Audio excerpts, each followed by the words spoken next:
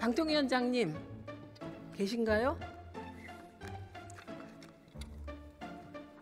혹시 그 법화 예, 혹시 조사 받으셨습니까? 아직 받지는 않았습니다. 이 법화 관련해서 질문을 주셨으니까 아니요. 좀 계속 할게요. 12.3 계엄이라고 표현해야지 정확하지 12.3 내란이라고 표현하는 것은 정확지 않다라고 언론 선배로서 이야기했습니다. 어떻게 선배가 한 말로 들립니까? 그 정도 분간이 안 되나요? 저는 그 정도 분간을 충분히 하고 있다고 생각하고 21세기 대한민국에서 보도 지침이라는 것은 얼토당토하지도 않고 본인은 보도 지침 내리고 갑질한 건데 요즘은 기자들이 현명해서 그걸 그냥 걷어찬 거죠. 이게 실상입니다. 그러면 서부지법 폭동 사태는 폭동이라고 쓰면 안 되나요? 그건 괜찮아요?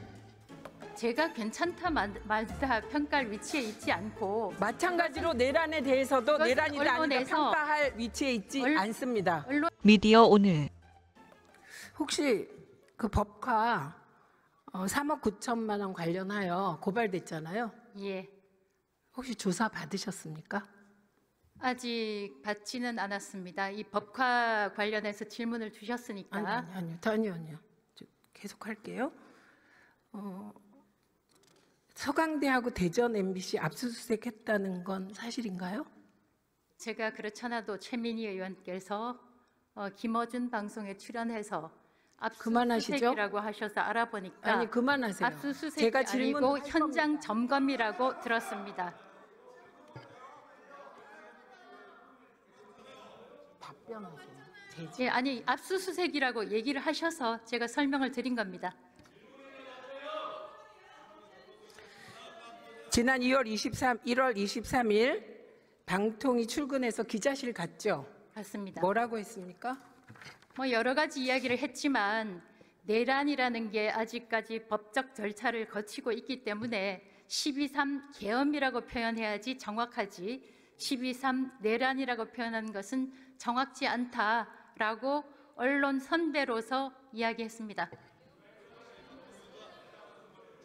자연인으로서 언론인 선배십니까? 지금은 자연인이 아니죠. 방통위원장이죠. 네. 방통위원장이 방송사 일부 보도 기능을 가진 방송사의 제어가권을 가지고 있는 게 방통이죠. 그렇습니다. 예, 그런데 그런 얘기하면 그게 어떻게 선배가 한 말로 들립니까? 그 정도 분간이 안 되나요? 저는 그 정도 분간을 충분히 하고 있다고 생각하고 일부에서 보도 가이드라인이다 이런 식으로 표현을 하는데 21세기 대한민국에서 보도 지침이라는 것은 얼토당토하지도 않고 현명한 기자들이 가이드라인이라고 받아들이지 않는다고 생각합니다. 본인은 보도 지침 내리고 갑질한 건데 요즘은 기자들이 현명해서 그걸 그냥 걷어찬 거죠. 이게 실상입니다. 그러면 서부지법 폭동 사태는 폭동이라고 쓰면 안 되나요? 저는 그 부분에서는 제가 언급한 바 없습니다. 아니 물어보는 거예요. 예, 폭동이라고 보도가 되고 있는 걸로 보고 있습니다. 그건 괜찮아요?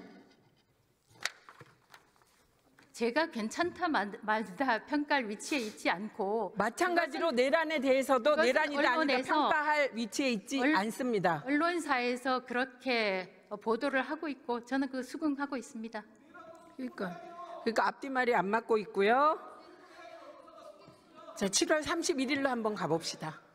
예, 당일 몇 시에 출근하셨습니까? 제 기억에 9시에서 9시 30분, 오전 9시에서 9시 30분 사이로 기억하고 있습니다. 예, 취임식은 몇 시였죠?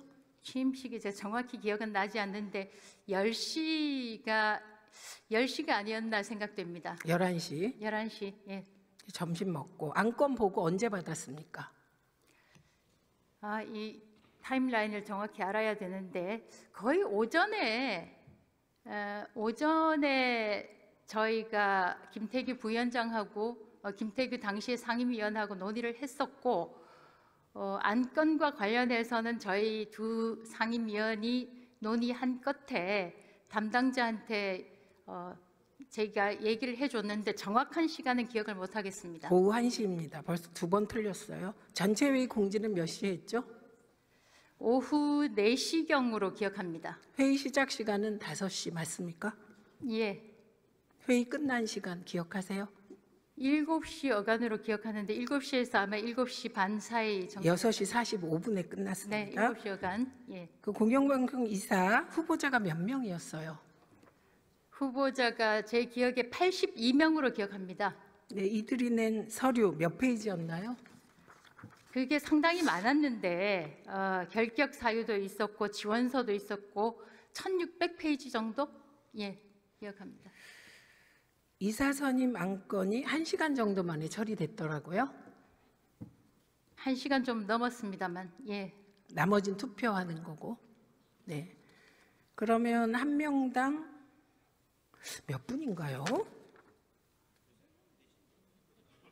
뭐 계산해 보지는 않았습니다. 그냥 초스피드로.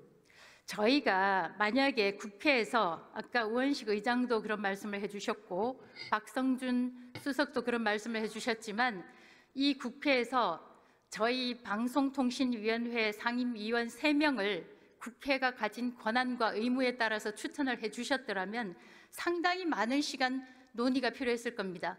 근데 저희는 김태규 위원 1명이었고 상당히 논의하기가 쉬웠습니다. 네, 그래서 잠시만요.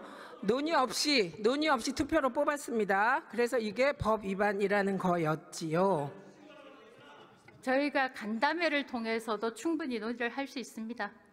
근데 취임 당일 이렇게까지 MBC, KBS 이사 선임 밀어붙인 이유가 뭡니까?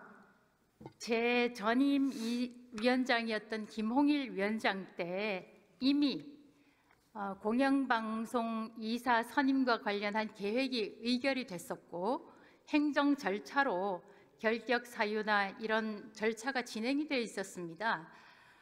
그리고 아시다시피 제가 7월 31일에 임명이 됐고 8월 12일에는 MBC 방송문화진흥회 이사가 임기 만료, 8월 31일에는 KBS 이사회 예, 거기까지. 임기가 만료가 거기까지. 돼서 저희는 마땅히 할 일을 했습니다. 그런데 임기 만료 전까지 이사 선임을 못하면 방문진이 정지됩니까? 저희는 저희가 마땅히 해야 할 일을 하는 거죠. 어떻게 임기가 만료된 이사들을 그냥 그대로 직에 앉혀둡니까? 새로운 정년퇴직자가 있으면 신입사원을 뽑아야죠. 2인 체제에서 무리하게 할 필요가 없었어요. 근데 저희는 전혀 그리고 무리하다고 7월 30일 날 할 필요도 없었어요.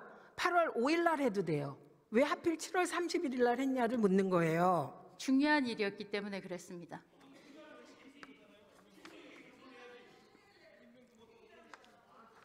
그러니까 법원에서 이런 식으로 일 처리를 하니까 행정법원에서 가처분 소송 받아들여지고 판판이 지고 있는 겁니다. 어제 KBS 이사 관련해서는 해임 무효 소송에서 저희 2인이 내린 처분이 합법하다고 판결이 났습니다.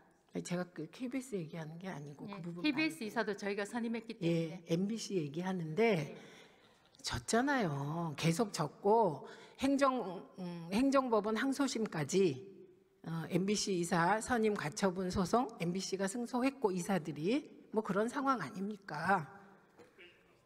네, 그리고 윤석열 정부는 시작부터 방송 장악입니다. 무능하니까 방송 장악해서 점수 달라고 하는데 그게 되겠습니까? 1단계 방송 장악, 한상혁 면직입니다. 감사원, 검찰 다 동원돼서 한상혁 결국 쫓아냈어요.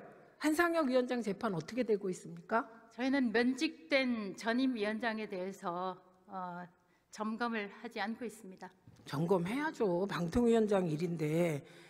검찰이 물증을 제시 못했고 증인을 66명이나 신청했는데 증인 신문도 잘 안 되고 있습니다.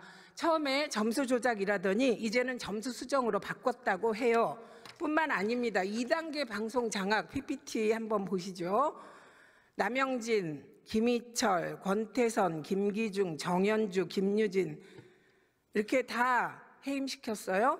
그런데 재판에서 다 이기고 있습니다. 심지어 김유진 방심위원은 해임됐다가 돌아왔습니다. 들어가시고요.